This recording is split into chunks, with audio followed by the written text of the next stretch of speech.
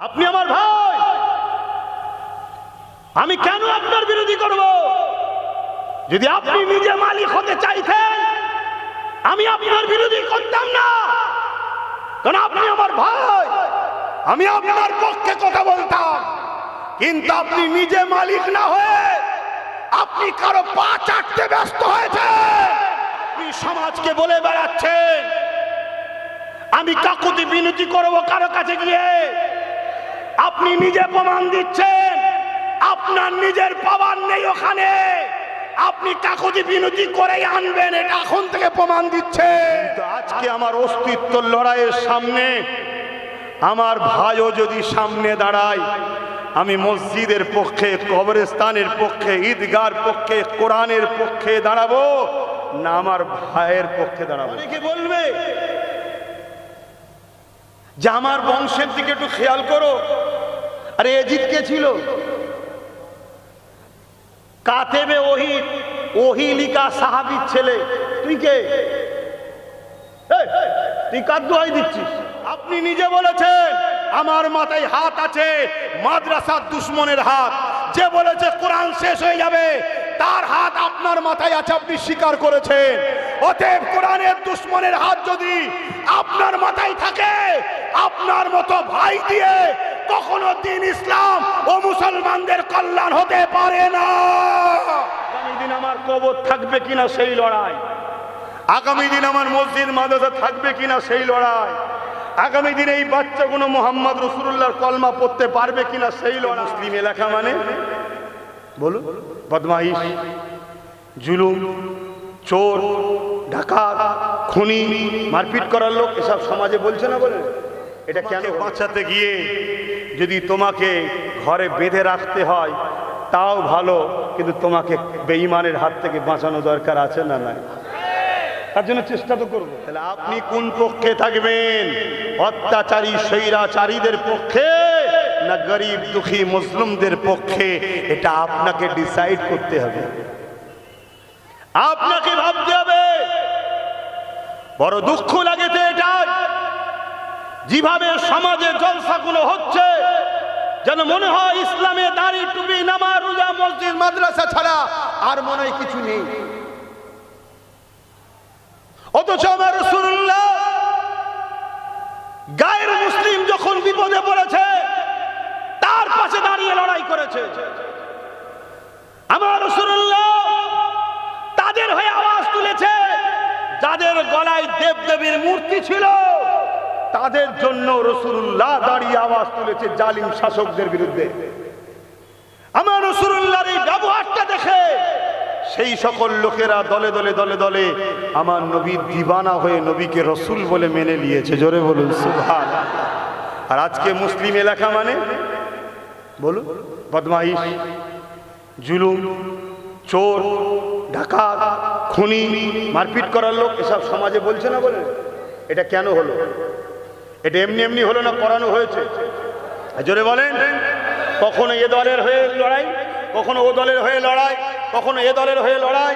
তারা আমাদেরকে শুধু ব্যবহার করেছে আর আমাদের কপালে শুধু একটা করে দাগ লাগিয়েছে। মুসলিম এলাকা, মুসলমান মানে মারপিট করে, মুসলমান মানে লোটে, মুসলমান এলাকা মানে জুলুম হয়, মুসলমান এলাকা মানে শিক্ষা নেই, মুসলমান এলাকার রাস্তাঘাট ঠিক নেই, মুসলমানরা নোংরা, ওরা সন্ত্রাস, এসব বেরোচ্ছে না? বেরোয়নি? এটা বহুত দিন ধরে এই চক্রান্ত চলে আসছে।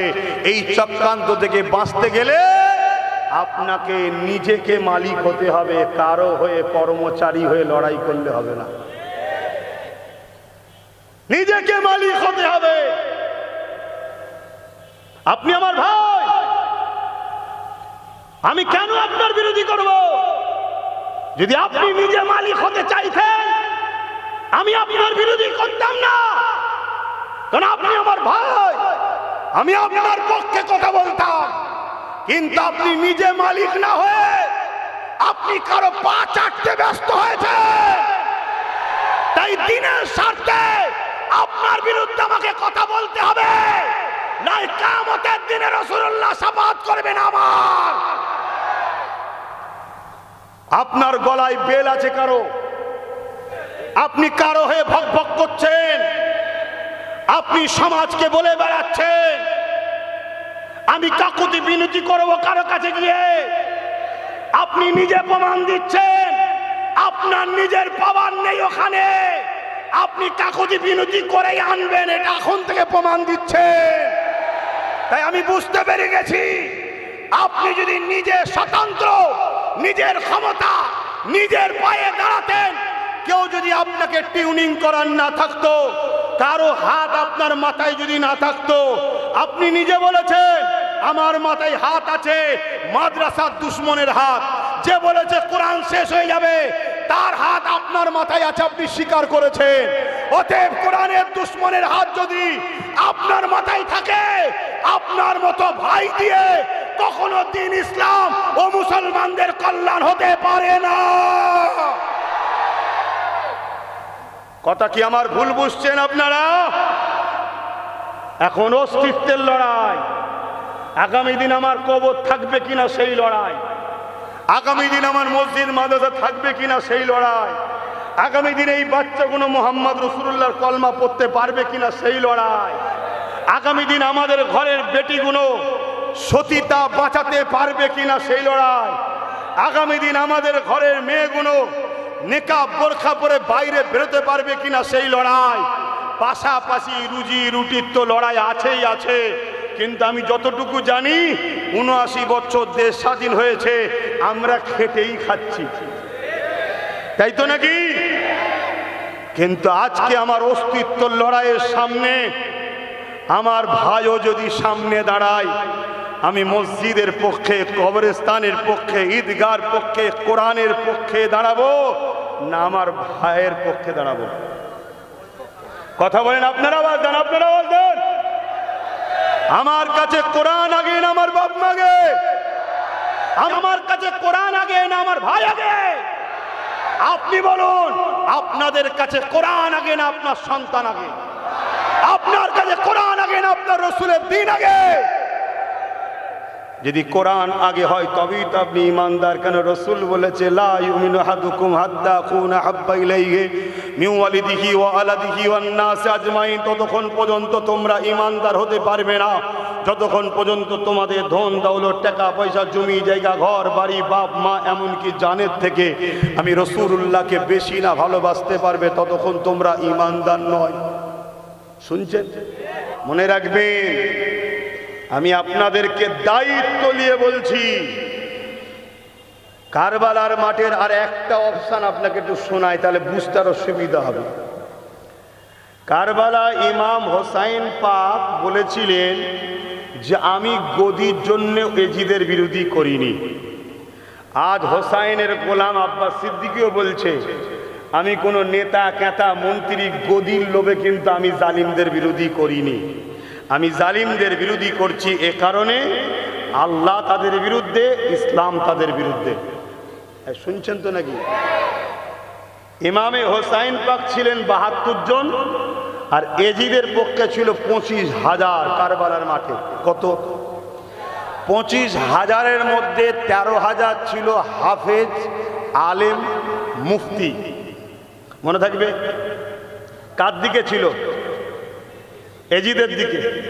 তাহলে মুফতি থাকলে যে হক, হাফেজ থাকলেই যে হক, হুজুর থাকলেই যে হক, মৌলানা থাকলেই যে হক, তাহলে এজিদ কি হক ছিল?